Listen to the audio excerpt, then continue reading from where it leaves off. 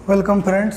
तो class 9th का exercise 7.4 का क्वेश्चन नंबर 3 करने जा रहे हैं। ठीक है, तो क्वेश्चन दिया है कि आकृति 7.49 में, यह आपका आकृति है, डायग्राम है। इसके अंदर आपको दिया है कि एंगल बी जो है is less than angle A, यानी एंगल जो बी है वो एंगल ए से छोटा है। तो यानी एंगल बी छोटा है, मैं यहाँ 6 लिख लेता हूँ, 6 माने छोटा, और ये एंगल ये बड़ा है तो यहाँ पास में बा लिख लेता हूँ, यानी ये बड़ा है। ऐसी लिखा है कि C is greater then D, इसका मतलब C कोण छोटा है D से, तो C कोण छोटा है और D कोण बड़ा है। तो हमें सिद्ध करना है कि AD वाली भुजा छोटी है BC से। ठीक है, तो AD is less than BC, तो यानी जो AD वाली भुजा है ये छोटी है BC से, चित्र में दिख भी रहा है। तो इसको कैसे करेंगे, तो हल, तो पहले हम ये ट्रायंगल्स के हिसाब से करेंगे। तो एक ट्रायंगल ले लेंगे, इसका नाम जाएगा AOB। तो मैं लिखूँगा इस ट्रायंगल में, देखो क्या दिया है कि एंगल B छोटा है, एंगल A बड़ा है, तो यानी angle B is less than angle A। तो अब यहाँ पे लिख दो, हम जानते हैं कि बड़े कोण की सम्मुख भुजा बड़ी होती है, तो बड़े कोण की सम्मुख भुजा बड़ी होती है, बड़े कोण की सम्मुख भुजा बड़ी होती है। तो यानी एंगल ए बड़ा है तो इसके सामने भुजा बड़ी हो जाएगी, तो एंगल भी छोटा है, इसके सामने भुजा छोटी हो जाएगी, तो यानी ओ भी बड़ा हो जाएगा। तो ओ भी बड़ा हो जाएगा, एंगल बी छोटा है तो इसके सामने भुजा ओ ए छोटी हो जाएगी, तो ओ ए से बड़ा हो जाएगा एंगल बी। इक्वेशन फर्स्ट मान लेंगे इसको। ठीक है, ऐसे ही अब दूसरा ट्रायंगल लेंगे COD, तो लिख देंगे त्रिभुज COD में। देखो क्या दिया है COD में, तो COD में दिया है कि एंगल C छोटा है D बड़ा है, तो angle C is less than angle D। तो अब यहाँ भी लिख देंगे कि बड़े कोण की सम्मुख भुजा बड़ी होती है। ठीक है, तो लिख देंगे side opposite to larger angle is larger. तो उसके बाद क्या हो जाएगा, एंगल D बड़ा है तो इसके सामने की भुजा OC बड़ा हो जाएगा, और एंगल C छोटा है तो इसके सामने का भुजा OD छोटा हो जाएगा, यानी ये छोटा हो जाएगा, तो OD से छोटा हो जाएगा, तो OD छोटा हो जाएगा OC से। इक्वेशन 2 मान लेंगे। अब समीकरण 1 और 2 को जोड़ देंगे, देंगे समीकरण 1 व 2 जोड़ने पर अब हम इन्हें ऐड कर देंगे, तो OA में OD जोड़ देंगे, तो OA प्लस OD जोड़ देंगे तो लेस देन हो जाएगा OB प्लस OC, तो OB को जोड़ देंगे OC से, तो OB प्लस OC, तो OA और OD जुड़ेगा, तो यानी OA और OD जुड़ेगा तो AD कहलाएगा,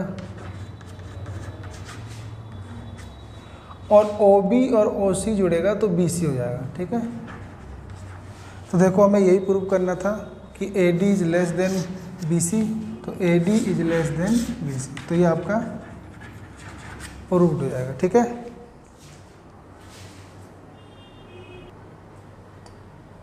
वेलकम। तो अगला क्वेश्चन है हमारा फोर्थ में देखो क्या लिखा है, लिखा है कि AB, यानी ये रहा AB और CD, और ये वाली भुजा CD, तो क्रमशः चतुर्भुज ABCD की सबसे छोटी और सबसे बड़ी भुजा है। तो यानी AB सबसे छोटी भुजा है और CD सबसे मतलब बड़ी भुजा है। ठीक है, तो आगे लिखा है कि सिद्ध कीजिए, तो यहाँ पे लिख देंगे, दिया है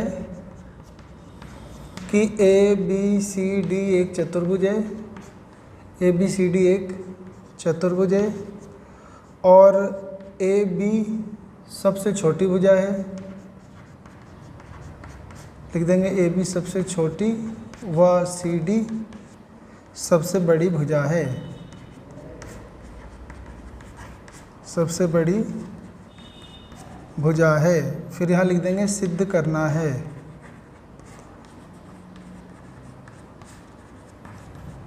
तो सिद्ध करना है कि जो एंगल A है वो ग्रेटर देन एंगल C है, और एंगल जो B है वो ग्रेटर देन एंगल D है। सही है, तो पढ़ लिया होगा कि ये छोटा है ये बड़ा है। तो अब क्या करना है, पहला प्रूफ करते हैं कि angle A is greater than angle C, यानी ये जो एंगल ए है ये बड़ा है एंगल सी से, ठीक है। तो इसके लिए क्या करना पड़ेगा, तो एंगल ए बड़ा प्रूव करना है, तो इसके लिए इसको मिलाएंगे पहले। तो पहले एक रचना करना पड़ेगा, रचना कंस्ट्रक्शन। रचना में क्या होगा कि ए को सी से मिलाया, लिख देंगे ए को सी से मिलाया, जॉइंट ए टू सी। इसको मिलाने के बाद अब दो त्रिभुज, मतलब एक त्रिभुज ये हो गया, एक त्रिभुज हो गया। अब इस त्रिभुज में नाम बताएंगे, तो लिखेंगे त्रिभुज ए बी सी में। तो ए बी सी में ये सबसे छोटी भुजा है, तो बाकी ये दो बड़ी होंगी। तो यानी मैं कह सकता हूँ कि ए बी छोटा है, यानी ए बी छोटा है और ये बी सी बड़ा होगा, यानी ठीक है। तो ए बी छोटा होगा और ये बड़ा होगा। अब ये छोटा होगा तो इसके सामने का कोण छोटा होगा। मान लेता हूँ 1 है, ये 2 है, ये 3 है, ये 4 है। तो ए बी सी में ये ए बी क्या है, ए बी छोटी भुजा है, तो ये छोटा है तो इसके सामने का कोण छोटा होगा, और ये बड़ा है तो इसके सामने कोण बड़ा होगा। तो मैं लिख दूंगा कि बड़े भुजा का सम्मुख कोण बड़ा होता है, बड़े भुजा का सम्मुख कोण बड़ा होता है। तो इसके बाद क्या जाएगा कि, और या फिर कह सकते हो कि छोटे भुजा का सम्मुख कोण छोटा होता है। तो ए बी छोटा है तो इसके सामने कोण छोटा हो जाएगा, और बी सी बड़ा है तो इसके सामने कोण बड़ा हो जाएगा। तो जो एंगल 3 है वो बड़ा हो जाएगा एंगल 1 से। इसको इक्वेशन फर्स्ट मान लेंगे, ठीक है। ऐसे ही अब ले लेंगे ए सी डी, ऊपर वाला त्रिभुज ए सी डी में, उसमें ये कहा था ये सबसे बड़ा है, तो यानी ये बाकी दो भुजाएं छोटी होंगी। बोला था ना सबसे बड़ा है, तो सबसे बड़ा का मतलब ये बाकी दो छोटी होंगी। तो मैं लिख दूंगा कि सी डी सबसे बड़ा था, तो यानी ये ए डी से बड़ा ही होगा। यानी यहाँ भी लिख देंगे कि बड़े भुजा का सम्मुख कोण बड़ा होता है। तो ये बड़ा भुजा है तो इसके सामने कोण बड़ा होगा, तो कोण 4 बड़ा होगा। और ए डी छोटी भुजा है तो इसके सामने कोण 2 छोटा होगा, इसके सामने का कोण 2 छोटा होगा।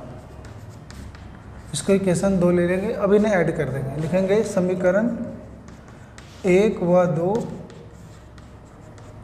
जोड़ने पर। अब इन्हें जोड़ देंगे, तो जोड़ोगे तो ये वाला 3 4 से जुड़ जाएगा और 1 वाला 2 से जुड़ जाएगा। तो जब 3 और 4 जोड़ोगे तो बन जाएगा एंगल ए, और जब 1 और 2 जोड़ोगे बन जाएगा एंगल सी। तो ये बन जाएगा angle A is greater than angle C. तो देखो हमारा पहला प्रूफ हो गया, ठीक है। ऐसे ही अभी दूसरा पार्ट भी करना है कि अब प्रूव करना है कि B is greater then D।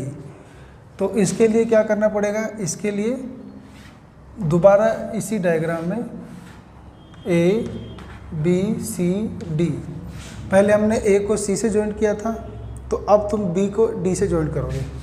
तो B को D से ज्वाइंट करोगे तो दोबारा सेकंड पार्ट के लिए लिख दोगे रचना B को D से मिलाया।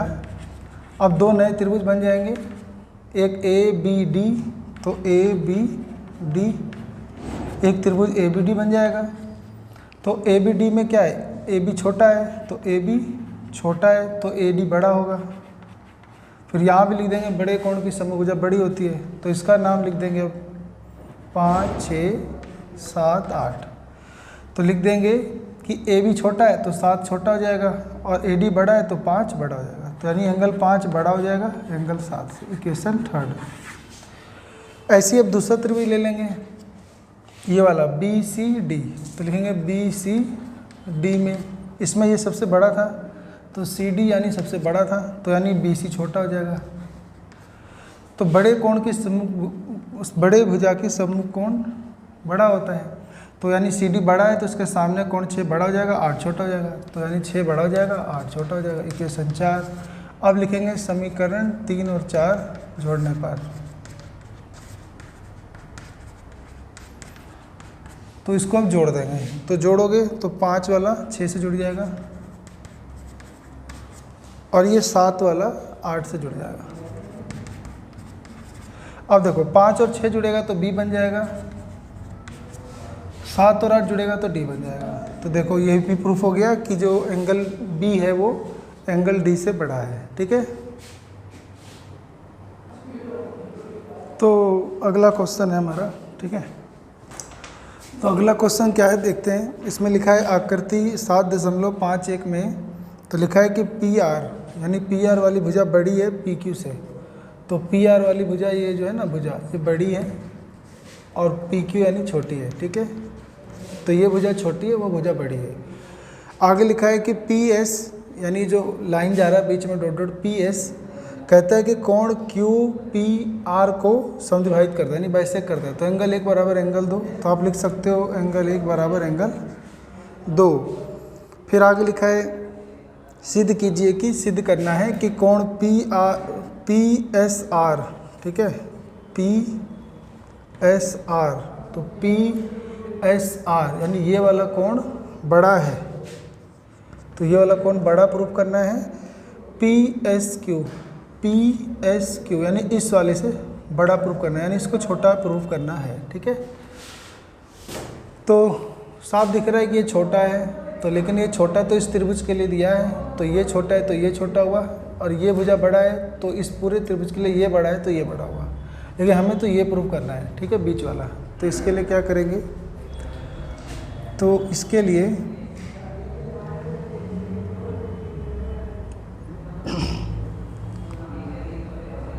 तो हाँ ऐसे करेंगे, देखो हल लिखेंगे दिया है, देखो क्या दिया है आपको कि पी आर बड़ा है पी क्यू से, तो यहाँ पे लिख देंगे बड़े भुजा का सम्मुख कोण बड़ा होता है, बड़े भुजा का सम्मुख कोण बड़ा होता है, तो बड़े भुजा का सम्मुख कोण बड़ा होता है, तो यानी ये बड़ा है तो इसका सम्मुख कोण बड़ा हो जाएगा, तो यानी कोण यानी पी आर बड़ा है तो इसके सामने का ये वाला कोण बड़ा हो जाएगा। तो पी क्यू आर, तो लिखेंगे पी क्यू आर, इसे हम पी क्यू आर की जगह पी क्यू एस भी लिख सकते हैं। ठीक है, तो पी क्यू आर बड़ा हो जाएगा।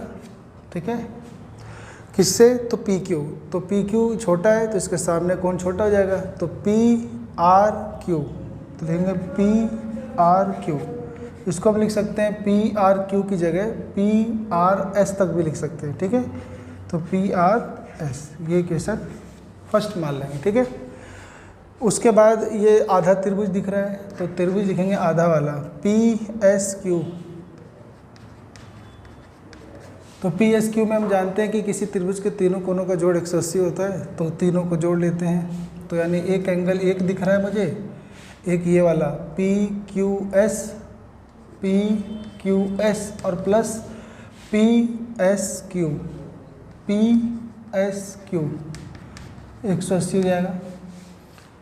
तो मुझे क्या चाहिए, ये वाला पी क्यू एस, तो यानी मुझे ये वाला चाहिए, तो ये दोनों उधर जाके माइनस कर दो, तो लिख दो पी क्यू एस बराबर 180 डिग्री और माइनस लिख दो कोण 1 और माइनस कोण पी क्यू एस। ठीक है, सॉरी पी एस क्यू, तो ये इक्वेशन मान लो 2 हो गया। ठीक है, ऐसे ही अब ये वाला त्रिभुज ले लोगे पी आर एस, लोगे त्रिभुज पी आर एस में इसके अंदर दोबारा से तीनों कोनों का जोड़ 180 होगा, तो angle 2 plus P R S और प्लस पी एस आर तीनों का कोण को जोड़ 180। हमें क्या चाहिए, पी एस आर, तो हमें चाहिए पी एस आर, ये दोनों उधर जाके माइनस कर दो, तो निकल जाएगा पी आर एस बराबर 180 डिग्री माइनस कोण 2 और माइनस कोण पी एस आर। ये क्वेश्चन थर्ड मान लो। ठीक है, अब यहाँ पे लिखो फ्रॉम फर्स्ट, अब आप पहला लिखो नाउ, अब लिखो गिवन यानी क्या दिया था, सॉरी फ्रॉम फर्स्ट लिख दो नहीं तो,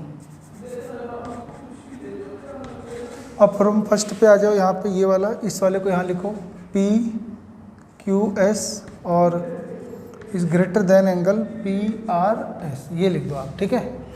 अब ध्यान से देखना है, अब ये जो PQS है तो ये वाला इसके बराबर है और ये इसके बराबर है, तो ये वाला यहाँ आ जाएगा, तो हो जाएगा 180 डिग्री माइनस एक angle minus PSQ is greater then, अब ये PSR, और PSR किसके इक्वल है, 180 डिग्री लिख दो माइनस एंगल 2 और माइनस एंगल PSR, और ब्रैकेट में लिख दो using equation second and third, using equation second and third, ये लिख दो आप।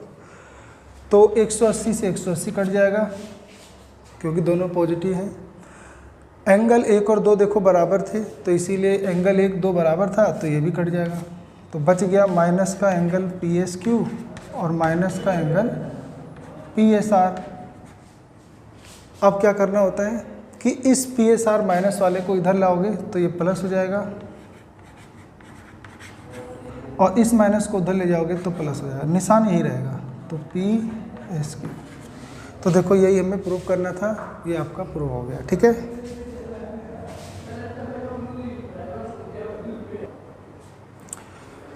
तो अगला क्वेश्चन करेंगे छठा, ठीक है।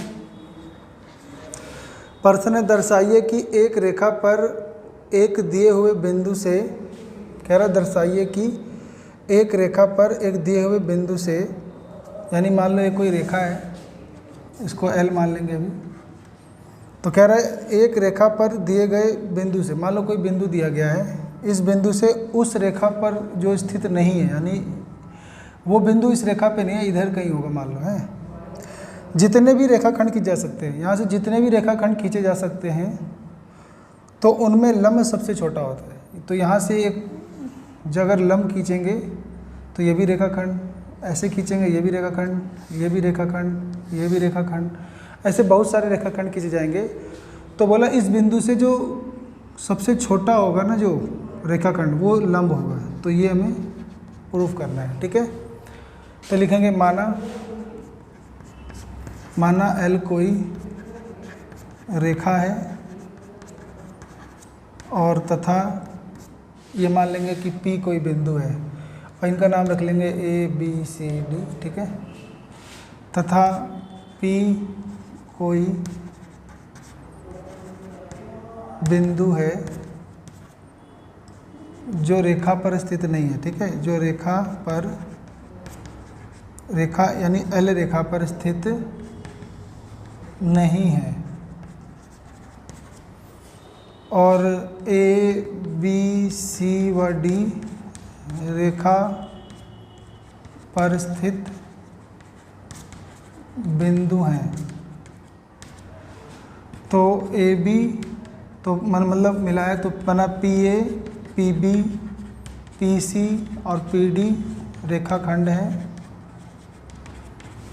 अब लिख देंगे सिद्ध करना है कि जितने भी ये रेखाखंड हैं इनमें लंब सबसे छोटा है, तो सिद्ध करना है कि PA तो मतलब रेखाखंड PA सबसे छोटा है, मतलब है ना, PA सबसे छोटा है बाकी सबसे, यानी PB से, PC से और PD से। तो PA ना बाकी सबसे छोटा रेखाखंड है, तो हमें ये प्रूफ करना है, ठीक है। तो इसे प्रूफ करने के लिए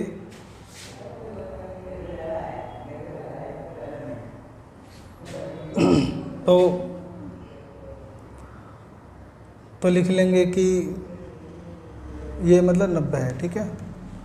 तो यानी एंगल A क्या हो जाएगा आपका 90, क्योंकि हमने PA लंब खींचा था L पर, ठीक है। तो एंगल A 90 हो गया। बाकी कोई भी कोण ले लो, B ले लो, चाहे C ले लो, चाहे D ले लो, ये सब ना न्यून कोण है, क्योंकि ये ना परे बने हुए हैं। तो लिखेंगे तो एंगल A जो है वो बड़ा है एंगल B से, क्यों? क्योंकि एंगल B, एंगल C और एंगल D न्यून कोण है, ये सब न्यून कोण है। तो एंगल A बड़ा होगा एंगल B से, एंगल A बड़ा होगा एंगल C से, और ऐसी एंगल A बड़ा होगा एंगल D से, ठीक है। तो अब यहाँ पर एक लाइन लिख देंगे कि बड़े भुजा या बड़े कोण की सम्मुख भुजा बड़े होती है ना, बड़े कोण की सम्मुख भुजा बड़ी होती है।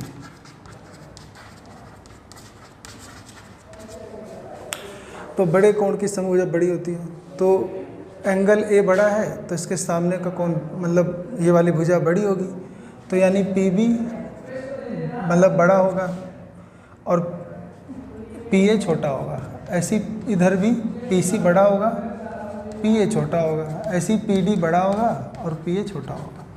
तो साफ दिख रहा है कि पी ए ही छोटा है और बाकी सब बड़े हैं, यानी पी बी से भी छोटा, पी सी से छोटा, पी डी से छोटा, तो पी ए जो सबसे छोटा है। तो लिख देंगे अतः लंब सबसे छोटा रेखाखंड है, ठीक है, सबसे छोटा रेखाखंड है, ठीक है।